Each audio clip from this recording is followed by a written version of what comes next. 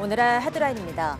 태풍 크로사의 영향에서 벗어났지만 오후까지 산발적인 비가 더 내리겠습니다.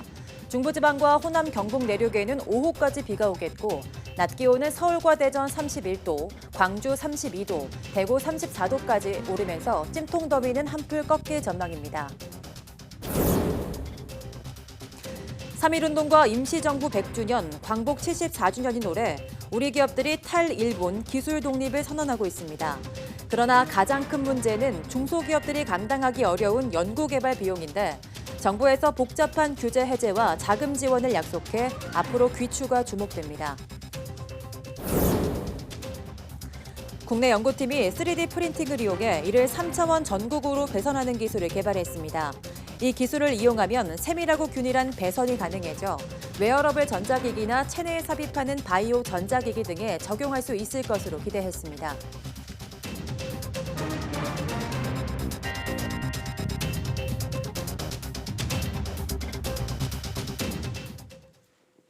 여러분 안녕하십니까? 8월 16일 사이언스 투데이입니다. 오늘은 태풍 크로사의 영향에서 벗어났지만 태풍이 남긴 비구름의 영향으로 전국에 비가 내리다 오후에 점차 개겠습니다. 일본을 강타한 태풍 크로사는 독도 북동쪽 약 170km 해상까지 진출했고 앞으로 북동진하며 삿포로 서쪽 바다에서 소멸하겠습니다.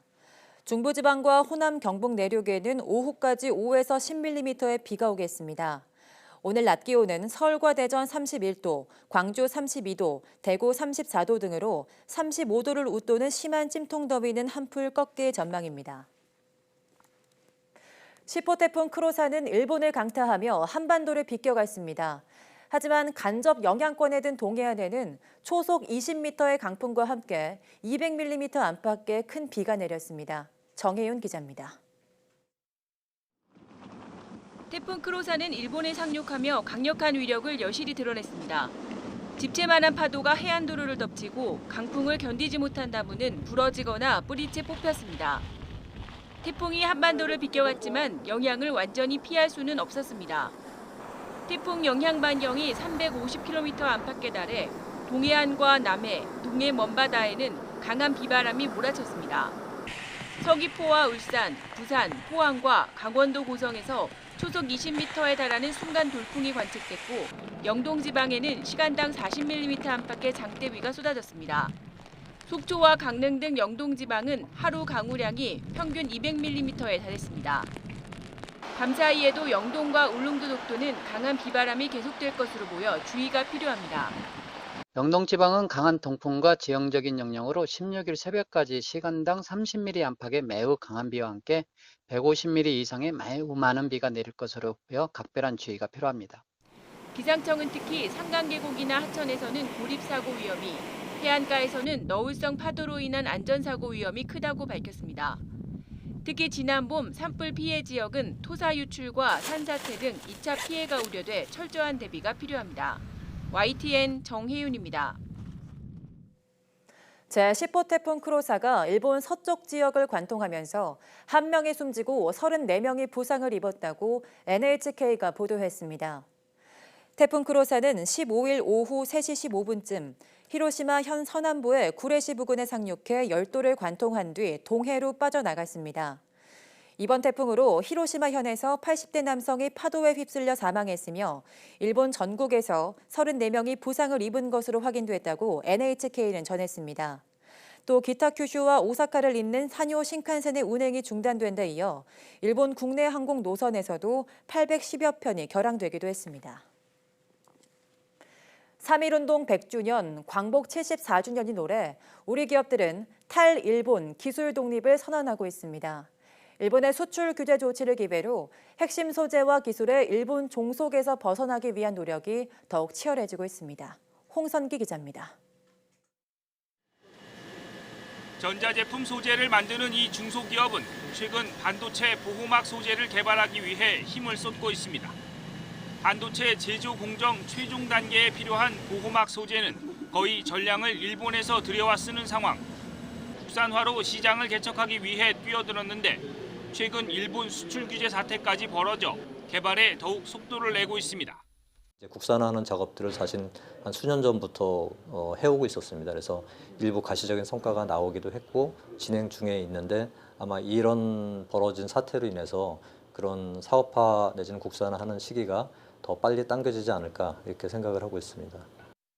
반도체 제조에 꼭 필요한 삼불화 질소를 만드는 이 회사는 1990년대까지만 해도 일본과 미국이 장악했던 글로벌 시장에서 지금은 판매량 1위를 달리고 있습니다. 그리고 이제는 축적된 기술력을 바탕으로 일본이 수출을 규제한 불화수소 생산에 박차를 가하고 있습니다. 불화수소 생산을 위한 설비를 준비 중입니다. 올해 말까지 샘플을 양산할 계획이고요. 실제 공급은 내년 상반기를 목표로 하고 있습니다. 일본이 우리나라에 대한 보복성 수출 규제를 시작한 이후 기업 내부는 물론 밖에서까지 기술 독립에 대한 목소리가 높아지고 있습니다. 발등에 불이 떨어진 기업들도 탈일본을 외치며 기술 독립에 속도를 내고 있습니다. 그러나 가장 큰 문제는 중소기업들이 감당하기 어려운 연구 개발 비용입니다.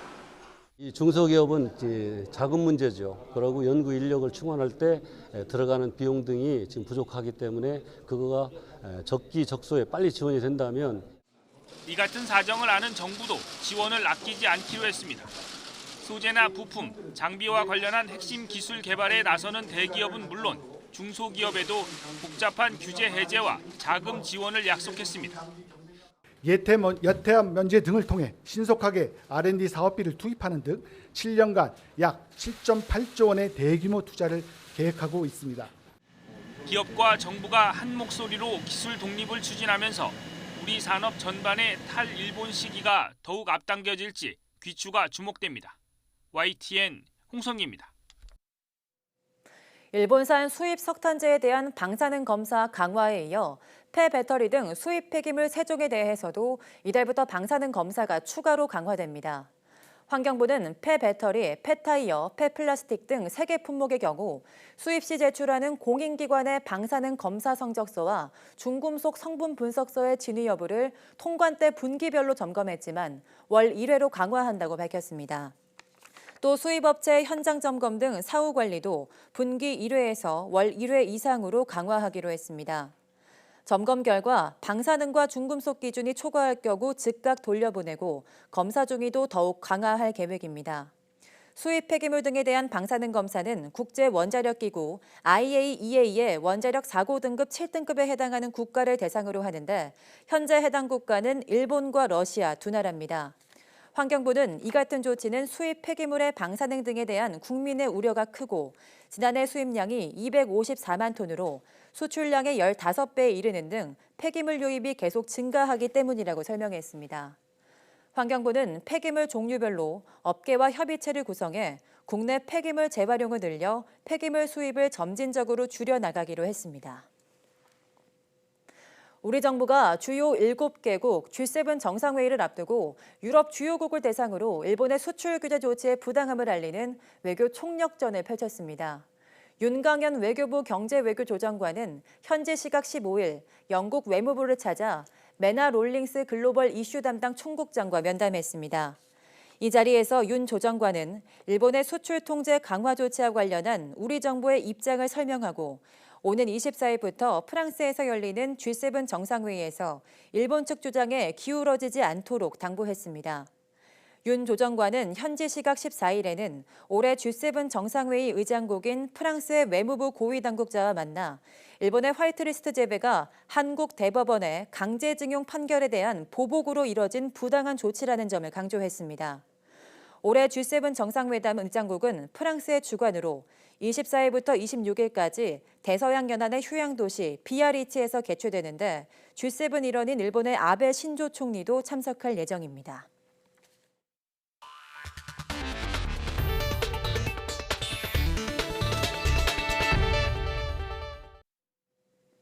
웨어러블 전자기기에 적용할 수 있는 전극을 상온에서 3차원으로 배열할 수 있는 기술이 개발됐습니다. 기초과학연구원과 울산과학기술원 공동연구팀은 자유자재로 늘어나는 금속 복합체를 만들고 3D 프린팅을 이용해 이를 3차원 전극으로 배선하는 기술을 개발했다고 밝혔습니다. 연구팀은 전극 재료로 쓰이는 금속 안에 탄소 나노튜브를 균일하게 배치해 유연하고 변형이 쉬운 금속 복합체를 만들었습니다. 여기에 3D 프린팅을 이용해 전극 물질을 상온에서 정밀하게 배치하고 연결할 수 있는 3차원 전극 배선 기술도 개발했습니다. 이 기술을 이용하면 머리카락 10분의 1 굵기로 3차원 전극을 만들 수 있어 세밀하고 균일한 배선이 가능해집니다. 연구팀은 자유자재로 잡아당겨 피부에 붙이는 웨어러블 전자기기나 체내에 삽입하는 바이오 전자기기 등에 이를 적용할 수 있을 것으로 기대했습니다. 걷기와 뛰기를 모두 지원하는 웨어러블 엑소슈트, 즉 입는 로봇이 개발됐습니다. 미국 하버드대 코너 밀시 교수, 김진수 연구원, 중앙대 이기욱 교수 공동연구팀은 세계 최초로 걷기와 달리기를 함께 도와주는 입는 로봇을 개발했다고 밝혔습니다. 사람은 걸을 때와 뛸 때 사용하는 관절과 근육이 달라서 이를 동시에 입는 로봇에 구현하는 것은 그동안 어려웠습니다. 이번에 개발된 입는 로봇은 사용자의 양쪽 허벅지와 배에 부착한 센서를 이용해 착용자가 걷고 있는지 뛰고 있는지를 파악해 상황에 맞춰 작동합니다. 연구팀은 일반인 9명을 대상으로 입는 로봇을 입혀 걷기와 달리기를 한 결과 사용자의 에너지 사용량이 각각 9%, 4% 줄어든 것으로 확인됐습니다. 이번 연구 결과는 과학저널 사이언스에 실렸습니다. 일본 후쿠시마 원전 사고 이후 안전한 원전 해체 기술이 원자력 산업의 새 화두로 떠올랐습니다. 국내 연구진이 폐기된 원자로 속 물질을 정확히 분석할 수 있는 기술을 개발해 세계가 주목하고 있습니다. 이정우 기자입니다. 2011년 3월 발생한 일본 후쿠시마 원전 사고. 8년이 훌쩍 넘은 지금까지 원자로 해체 작업이 제대로 진행되지 않고 있습니다. 사고 당시 섭씨 2,500도가 넘는 고온에 의해 원자로 안에서 해결료와 피복관, 금속 구조제가 함께 녹아내렸습니다. 그런데 이 용융물질에 대한 분석이 끝나지 않은 겁니다. 국내 연구진이 폐원자로 내 용융물질을 정확하게 분석하고 유해성 등을 파악할 수 있는 기술을 개발했습니다. 실제 용융물을 저희가 구현을 해냈고요. 그거를 구현한 용융물을 이용해서 그 라만 및 엑스레이 분광 기법을 활용해서 그거의 구조를 밝혔습니다. 중대한 원전 사고에서 생성되는 용융 물질에 대한 기초 정보가 부족한 가운데 연구팀은 용융 물질의 주성분인 우라늄과 지르코늄 합성 산화물의 특정 구조를 처음으로 밝혀냈습니다. 중대 사고 시 원자로 속 용융물을 정확히 분석할 수 있는 이 기술은 향후 원자력 안전 연구에도 귀중한 자료를 제공할 것으로 보입니다. 용융물질의 특성을 정확히 파악하면 안전한 해체 공법의 길을 제시할 수 있다는 설명입니다. 사고를 수습하는 데서 제일 중요한 것은 사고를 수습하는 사람들한테 어떤 물질이 있고 어떤 상태의 원자로가 놓여 있다는 것을 먼저 제공을 해줘야 됩니다. 그것 없이 이 사람들은 절대 접근하지 않을 거예요. 한국원자력연구원과 연세대 공동연구로 일군 이번 연구 성과는 원자력 분야 최고 학술지 인터내셔널 저널 오브 에너지 리서치의 표지 논문으로 실렸습니다. YTN 이정우입니다. 백혈병이나 암 치료에 필요한 조혈모 세포 이식 건강보험 급여 혜택 대상이 다음 달부터 만 65세 미만에서 만 70세 미만으로 확대됩니다. 보건복지부는 이런 내용의 조혈모 세포 이식의 요양급여에 관한 기준 개정안은 오는 26일까지 행정 예고하고 다음 달 1일부터 시행한다고 밝혔습니다. 조혈모 세포는 혈액 내 적혈구와 백혈구, 혈소판을 비롯한 각종 면역세포를 만든다고 해서 어머니 세포로 불리는데 백혈병, 림프종 등 난치성 혈액질환자 치료에 조혈모 세포 이식이 필요합니다. 이번 건보 대상 확대는 기대 수명이 평균 80세를 넘고 고령자 조혈모 세포 이식술의 성공 가능성이 커져 건강보험을 적용해달라는 요구가 높아진 점을 반영한 겁니다.